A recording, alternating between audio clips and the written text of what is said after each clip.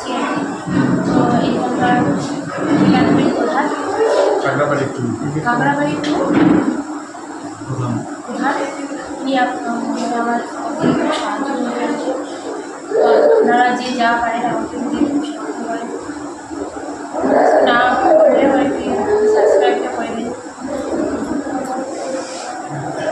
বিষয়টা হচ্ছে আমাদেরই প্রায় প্রতিবেশী পড়োশী গ্রাম ধলাগুড়ি এলাকা পড়ে, আমগুলি অঞ্চল পড়ে। আমাদের একদম আমাদের গ্রাম পঞ্চায়েত এলাকার একদম লগভগ আর কি। অ্যাকচুয়ালি ওর স্বামী কঠিন রোগে আক্রান্ত। তা অ্যাকচুয়ালি ওরা গরিব মানুষ। ওর স্বামীর বয়স 24 বছর, মানে 24 বছর বয়সে এবং অল্প বয়সে তার 2টা কিডনি যে ড্যামেজ হবে এটা মানে কল্পনার বাইরে।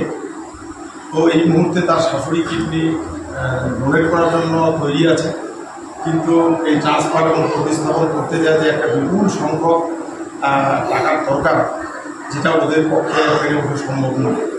তাই ওর যেটা আবেদন যে সকলের কাছে যে যা পারেন ওকে যদি আর্থিকভাবে সহায়তা করেন, সেটা তাহলে ছেলেটা, এই যে অল্প বয়সের ছেলেটা আজকে পুনরায় সুস্থ স্বাভাবিক জীবনযাপন করতে পারে।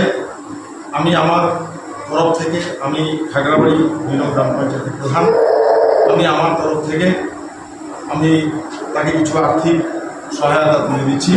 এভাবে আমি প্রত্যেককে অনুরোধ করব, আপনারা যদি যে যতটুকু পারেন আপনারা যদি